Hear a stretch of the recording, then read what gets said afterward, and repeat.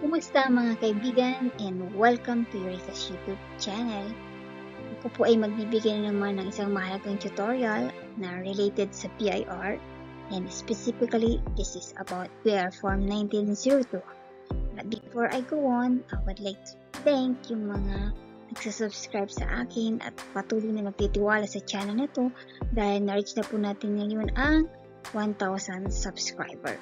So again, thank you and hopefully na yung ating journey sa channel na to ay makasama ko kayo hanggang sa may maishishare ako. Okay? So, let's move on sa ating topic for today's vlog.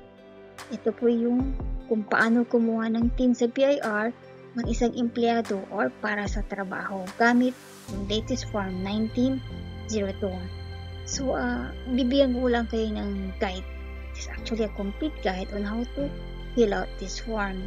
Meron na akong tutorial kung paano kumuha ng team. So, ang isang employee or mag-apply ng trabaho.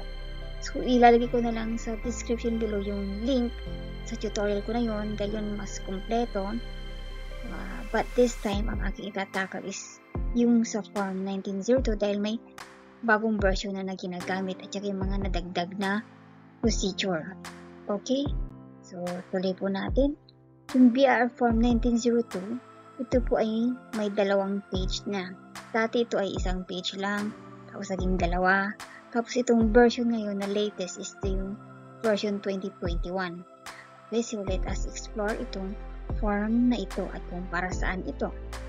Okay, itong form na 1902, ito po yung application for registration for individuals earning purely compensation income.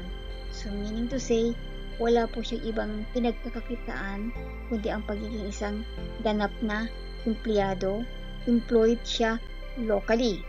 So, ito'y isang employee na both local and alien employee. Okay? So, local, of course, tayo na Pilipino na nagtatrabaho and residing here and citizen ng Pilipinas. Okay? So, meron din tayong mga alien employee na dapat din silang kumuha ng team. Okay, so sundan na po natin itong form na to, atin pong i-explore. So yung first page po, makikita nyo dyan sa taas, yung, ayan po sa offer right, babala ng form, yung number ng form 1902 is yung version na July 2021. So ito, mapapansin nyo po yung kanyang last 5 numbers na 50. Okay? Fix po yan. Pag employee ka, fix po yan na 50.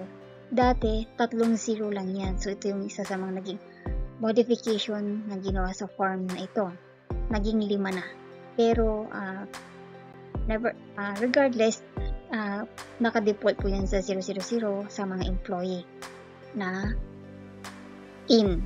Okay? Kasi kapag may business kayo at nagkaroon kayo ng more than one business or more than one source of income, aside from being an employee, so nagkakaroon yan ng branch code.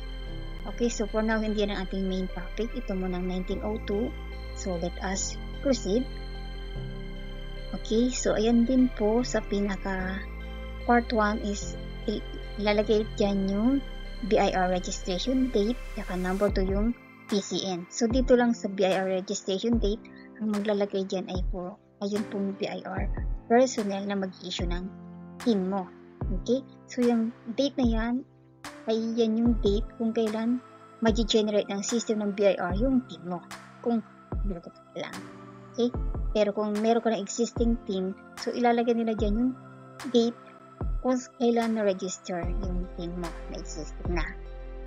Okay, so ito naman po yung sumunod na part is yung taxpayer or employee information. So, syempre dyan, kung wala ka pang existing, so leave mo lang as blanket kasi si BIR ang mag-i-issue sa'yo niyan. And then yung BIR code, si BIR din po maglalagay niyan.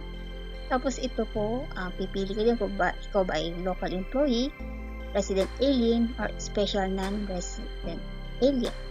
So, of course, kailangan ilagay yung last name, first name, middle name. So, make sure na malinaw yung inyong pagsulat para tama yung ma-input nila sa system. And then, yung suffix, kung mayroong suffix yung pangalan mo. And then, choose yung gender mo kung male or female.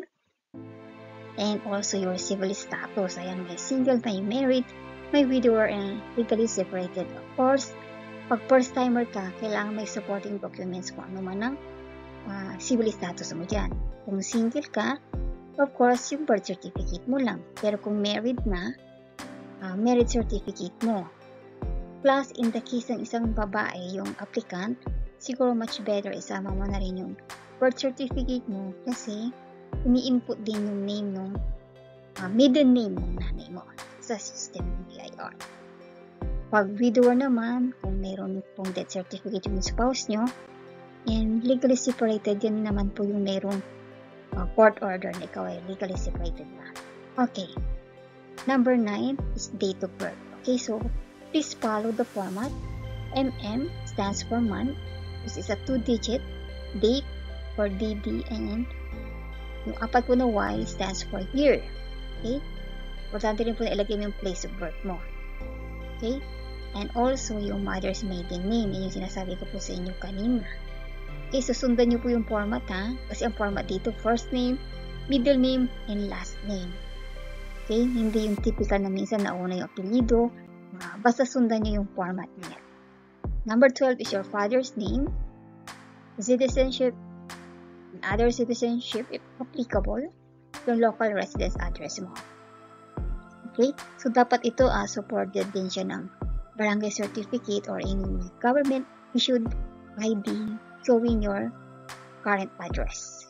Okay? Kasi ang pagkuha ng TIN for employment or as an employee ay based doon sa residence address ng employee or ng applicant. Okay, so dito, pag may foreign address ka, ilagay mo din, ito ay siguro applicable doon sa mga alien. Okay? Na nag-a-apply ng TIN nila. Means yung hindi po Filipino citizen na employee.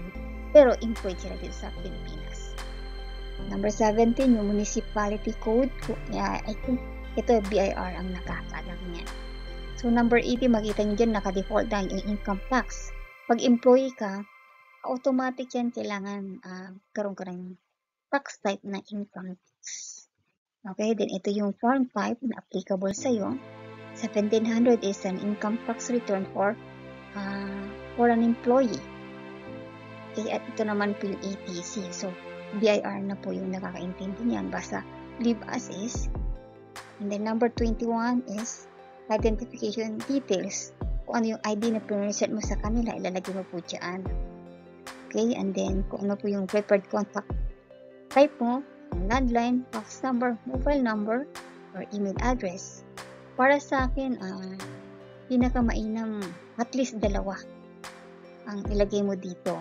Huwag yung isa lang. Kasi, say for example, kung mobile number lang ilagay mo, what if nawala yung SIM card mo or nawala yung cellphone mo, so wala ka ng alternate na contact type. So, much better ilagay mo din yung email address mo, and mas maganda kung may landline ka rin. Pero kung wala naman, it's okay. At least dalawa. Okay? Ito naman, kapag may email ka, nalimutan mo naman yung password mo, at least may mobile number ka para makontak ka ni BIR. Okay? So, whenever na may nawala dyan o nabago sa mga yan, contact mo, much better i-update mo din ng BIR. Okay, so let us proceed to before we proceed to the next page, ito pa po pala, sa part 2 na ito, spouse information only if applicable. Okay, so only for mga married applicant. Okay, so punta na po tayo sa page 2, which is the last page. Ito, basically, ito yung employer's information mo. Okay, so kapag nagkaroon ka ng more than one employer in a year, so yan, ilalagay mo dyan yung current mo, tsaka yung previous employer mo. Okay, nakalagay din dyan yung name ng employer, tsaka employer's team. Okay, tapos I think may arrangement yan from present to yung previous. So, sundan nyo na lang po yan. And then, ito po, sa part naman na ito, which is the part 4, ito yung primary or yung current employer mo. Yan. So, dito pala ilalagay yung pinaka-current or present na employer mo.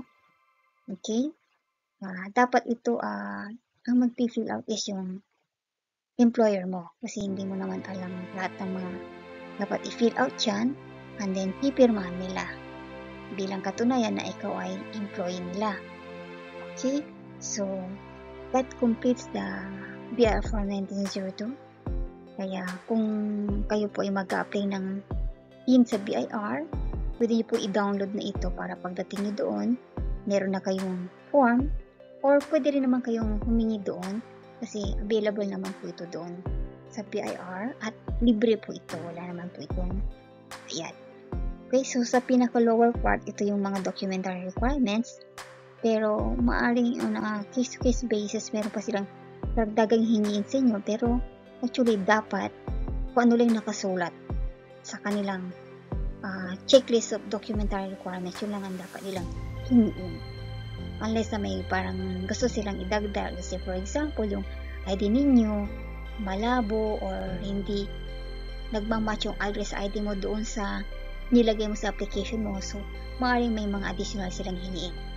Okay, but on a case-to-case basis lang po yan. Okay, so this is all for now.